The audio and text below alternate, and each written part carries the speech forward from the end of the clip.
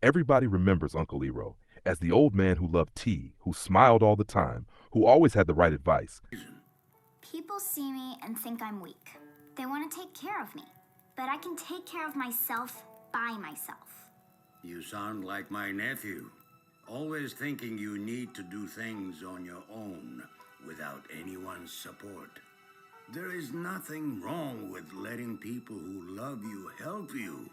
Not that I love you. I just met you. But I think people forgot who he really was. Imagine you wake up one morning and someone tells you the dragon of the West is coming. Nobody celebrates. Nobody smiles. Parents grab their children. Soldiers prepare for war. Entire cities hold their breath because they know wherever he goes, death will be there. Destruction, chaos, war, fire. That's Uncle Iroh. The morning air is cold. Your army has marched for weeks, and now another city stands before you. A city built by Earth Kingdom families who opened their gates to Water Tribe refugees after the Fire Nation destroyed their homes years ago. Stone walls surround the city. Men, women, children stand behind those walls, praying today isn't the day they lose another home. Behind you, thousands of Fire Nation soldiers wait. Nobody speaks. Nobody moves. They wait for your command. You slowly ride your horse to the front of your army. You raise your hand. Every Fire Nation soldier immediately falls silent. Your horse comes to a stop. You look toward the city walls. People of this city, I did not come here to slaughter your families. I did not come here to burn your homes. The Fire Nation asks for only one thing.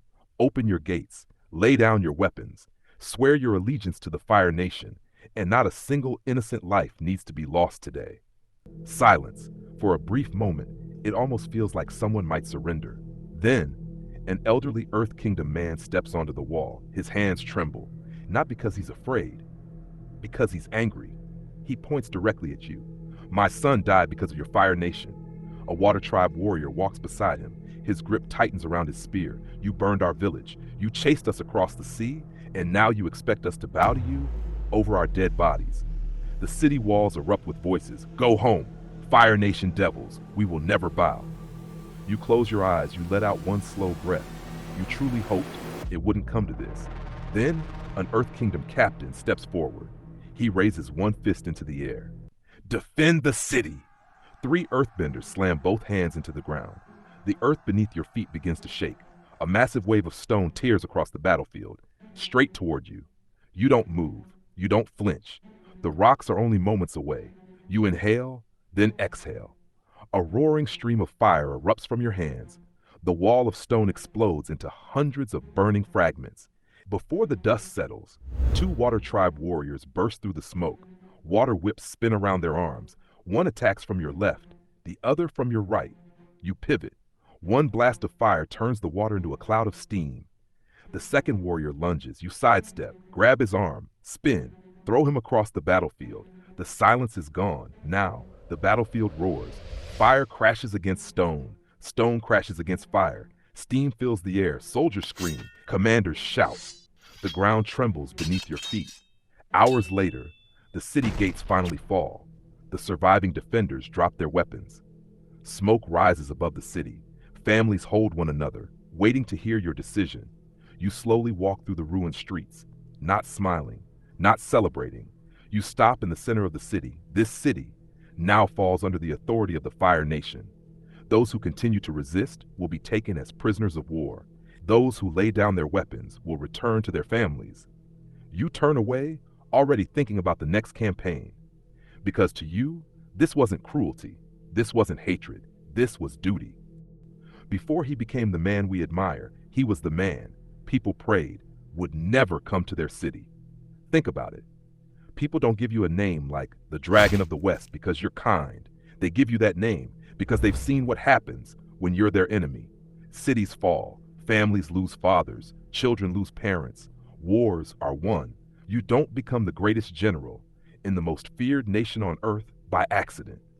You don't spend almost 600 days trying to conquer the largest city in the world without leaving thousands of broken families behind. And that's the mystery.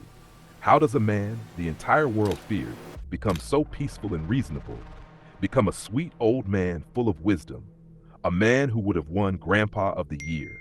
Most people say his son died. I don't think that's the full story. I think it's much deeper than that. For years, Iroh walked across battlefields. He saw fathers bury sons, mothers cry over children, homes reduced to ashes. To him, it was war. It was normal. It was just another victory. It was his duty. His loyalty was to the Fire Nation. Until one day, the battlefield became quiet. No cheering, no celebration, just smoke, silence. Then, a soldier begins walking toward him, not running, walking, head lowered, unable to look his general in the eyes.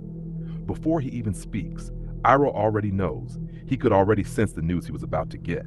The soldier finally opens his mouth and said, "Lu Ten is dead." In that moment, Iroh got shattered, broken beyond repairs. Now, on the battlefield, victory doesn't matter anymore. The war doesn't matter anymore. This time around, death wasn't knocking on another family's door where he caused chaos, not a waterbender, nor an earthbender. It was knocking on the Dragon of the West's door. That's when everything began to change. Not overnight. People think Uncle Iroh lost his son and suddenly became wise. I don't believe that. I think losing Lu Ten woke him up. He abandoned the siege of Ba Sing Se. He walked away from becoming Fire Lord. Then he began traveling with Zuko. At first, he wasn't trying to become a better man. He was just a grieving father trying not to lose another child, Zuko, who he considered a son. But something happened on that journey. For the first time in his life, he stopped seeing enemies and started seeing people. He sat with strangers, drank tea, shared meals, wore their clothes, understood their culture, listened to stories. He met families just trying to survive, people he had spent his entire life believing were the enemy. Little by little, the Dragon of the West started disappearing, not because somebody forced him to change, because life forced him to question everything he had ever believed. Think about it. Iroh wasn't born into peace. He was born into war. He grew up believing the Fire Nation was right, that conquering other nations was normal, that strength meant domination. That's all he had ever known, until life forced him to ask a question he had never asked before. Why are we doing this? And that's the hidden lesson. Sometimes people don't change because someone gives them good advice. Sometimes they change because life finally reaches the one place they thought could never be touched: their family, their child, their money, their business, their health. Some people think they're untouchable because they have power, money, status, authority, until life reminds them they're human too. Maybe that's why Uncle Iroh became so wise, not because he never did terrible things, but because the tragedy he experienced humbled him enough that it exposed the lies he had believed his entire life. In real life, that's something we should never wait for. We shouldn't have to lose someone we love before we learn compassion. We shouldn't have to experience pain ourselves before we care about the pain of others, because by then, the cost might already be too high. What do you guys think? Did Lu Ten's death change Uncle Iroh? Or did I waste my time telling you this story? Much better. But to tell you the truth, you do not look like the criminal type. I know. I'm just confused. So you really think I could be a good masseur? Of course. This is so great. No one has ever believed in me. While it is always best to believe in oneself, a little help from others can be a great blessing.